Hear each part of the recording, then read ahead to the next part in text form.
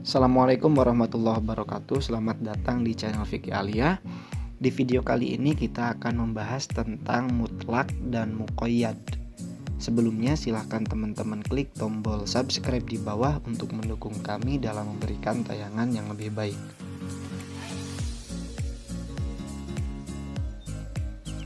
Definisi mutlak adalah al-mutlaku huwa madalla alal mahiyati bila qayyidin. Mutlak adalah lafaz yang menunjukkan arti yang sebenar-benarnya dengan tidak dibatasi oleh sesuatu hal yang lain. Maksudnya adalah bahwa mutlak merupakan lafaz yang menunjukkan sesuatu yang tidak dibatasi oleh suatu batasan yang akan mengurangi jangkauan maknanya secara keseluruhan. Contoh seperti firman Allah Subhanahu wa taala dalam Quran surat An-Nisa ayat 92, "Wa man qatala mu'minan khoto'an fatahriru raqabatin mu'minah." Barang siapa membunuh seorang mukmin karena tersalah atau karena kelalaian, maka hendaklah ia memerdekakan seorang hamba sahaya yang beriman.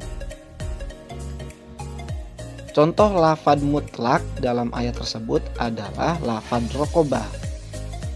Lafadz raqabah pada ayat di atas menunjukkan arti yang mutlak, yang artinya mencakup budak secara mutlak, tidak terbatas satu atau lebih, dan tidak dibatasi mukminah atau bukan mukminah. Sedangkan pengertian muqayyad adalah al-muqayyadu madalla ala farodin au afrodin syai'atin biqaidin mustaqillin lafdon. Muqayyad adalah lafaz yang menunjukkan satu arti atau arti-arti mana saja dalam jenisnya dengan pembatasan berbentuk lafaz yang berdiri sendiri. Contoh lafadz muqayyad pada Quran surat An-Nisa ayat 92 yang sudah disebutkan tadi yaitu lafadz raqabatim mu'minah. Pada ayat tersebut menunjukkan bahwa budak dalam ayat itu tidak lagi bersifat mutlak karena sudah dibatasi atau diqayyidi dengan kata mukminah. Sehingga hukuman bagi seorang mukmin yang tersalah karena kelalaiannya telah membunuh orang mukmin lainnya, maka hukumannya adalah memerdekakan seorang hamba sahaya yang beriman. Tidak boleh hamba sahaya yang tidak beriman.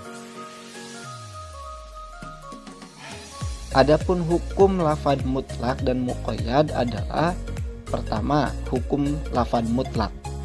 Al-mutlaku yabqa ala itlaqihi ma lam yakum dalilun ala taqyidihi. Hukum mutlak ditetapkan berdasarkan kemutlakannya sebelum ada dalil yang membatasinya. Ketika ada lafadz mutlak yang sudah dibatasi, maka lafadz mutlak itu sudah berubah menjadi muqayyad. Adapun hukum lafadz muqayyad adalah al-muqayyadu baqin ala taqyidihi ma lam yakum dalilun ala itlaqihi. Lafadz muqayyad tetap dihukumi muqayyad sebelum ada bukti yang memutlakannya. Contoh seperti dalam Quran surat Al-Mujadalah ayat 3-4. Walladzina yudhahiruna min nisaihim thumma ya'uduna lima qalu fatahriru raqabatim min qabli ayyatamassa dzalikum tu'adzuna bihi wallahu bima ta'maluna khabir. Faman lam yajid fasyamu syahraini mutatabi'aini min qabli ayyatamassa faman lam yastati fa'it'amu sittina miskina dzalika litu'minu billahi wa rasulih wa tilka hududullahi walil kafirina adzabun alim. Orang-orang yang menzihar istri mereka kemudian mereka hendak menarik kembali apa yang telah mereka ucapkan, maka wajib atas mereka memerdekakan seorang budak sebelum kedua suami istri itu bercampur. Demikianlah yang diajarkan kepada kamu, dan Allah Maha mengetahui apa yang kamu kerjakan. Barang siapa yang tidak mendapatkan budak, maka wajib atasnya berpuasa 2 bulan berturut-turut sebelum keduanya bercampur. Maka siapa yang tidak puasa untuk berpuasa, maka wajib atasnya memberi makan 60 orang miskin.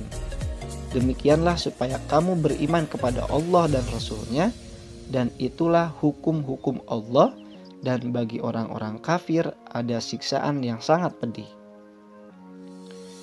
Dari ayat ini kita mengetahui bahwa kifarat zihar atau perkataan suami kepada istrinya yang menyamakan istri dengan ibunya, yaitu memerdekakan budak, atau puasa 2 bulan berturut-turut, atau kalau tidak mampu ia harus memberi makan sebanyak 60 orang miskin.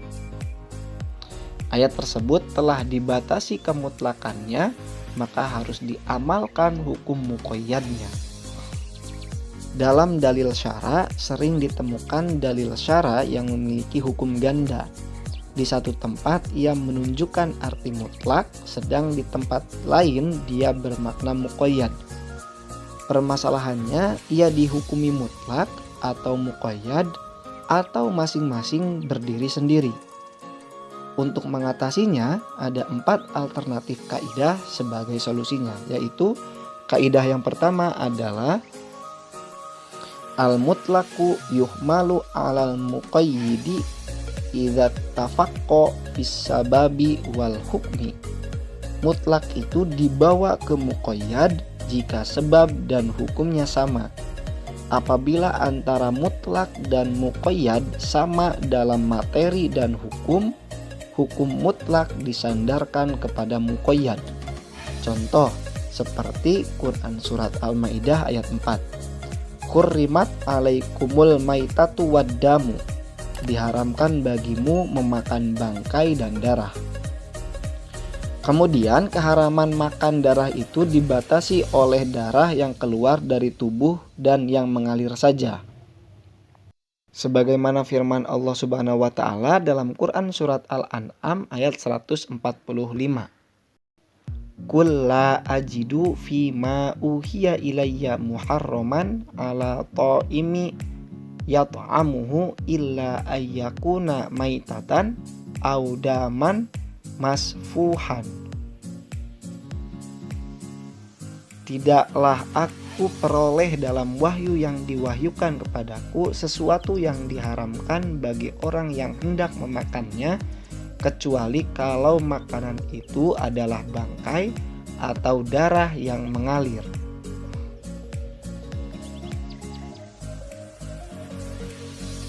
Kaidah kedua adalah al-mutlaqu yuhmalu ala muqayyidi in ikhtilafa fis sababi. Mutlak itu dibawa ke muqayyad jika sebabnya berbeda. Berbeda sebabnya namun sama hukumnya, menurut jumhur ulama Syafi'iyah mutlak dibawa ke muqayyad. Contoh seperti firman Allah Subhanahu wa taala dalam Quran surat An-Nisa ayat 92. Waman qatala mu'minan khoto'an fatahriru raqabatin mu'minah. Bagi orang yang membunuh orang mukmin karena kelalaian, maka hukumannya adalah membebaskan seorang hamba sahaya yang beriman. Sementara untuk kafarat zihar, yaitu memerdekakan budak tanpa dibatasi mukmin atau tidak. Berdasarkan kaidah ini, kifarat zihar yang terdapat dalam Quran surat Al-Mujadalah harus memerdekakan budak yang mukmin, karena kafarat zihar tersebut di atas bersifat mutlak.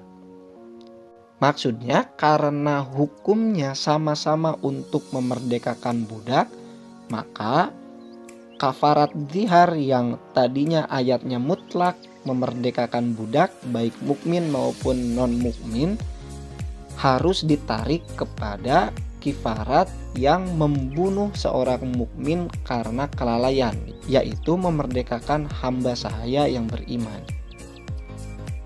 Kaidah ketiga adalah al-mutlaqu la yuhmalu 'alal muqayyidi idza ikhtalafa fil hukmi. Mutlak itu tidak dibawa ke muqayyad jika yang berbeda hanya hukumnya. Di antara mutlak dan muqayyad berbeda dalam hukum tetapi sama dalam sebab, maka mutlak tidak dapat dibawa kepada muqayyad. Contoh seperti hukum wudu dan tayamum. Dalam berwudu diwajibkan membasuh tangan sampai mata siku. Sebagaimana firman Allah Subhanahu wa taala, "Ya ayyuhalladzina amanu idza qumtum ila sholati faghsilu wujuhakum wa aydiyakum ilal marafiq." Akan tetapi pada tayamum tidak dijelaskan sampai siku sebagaimana yang tersurat dalam Quran surat An-Nisa ayat 43.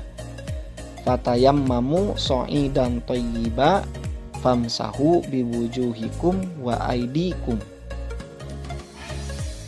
Yang terkandung dalam dua surat tersebut di atas sama, yaitu membasuh tangan. Tetapi hukumnya berbeda, yaitu membasuh tangan sampai mata siku dalam wudu dan menyapu tangan pada tayamum. Dengan demikian harus diamalkan secara masing-masing karena tidak saling membatasi. Kaidah keempat yaitu al-mutlaqu la yuhmalu 'alal muqayyidi idza ikhtalafa fis sababi wal hukmi.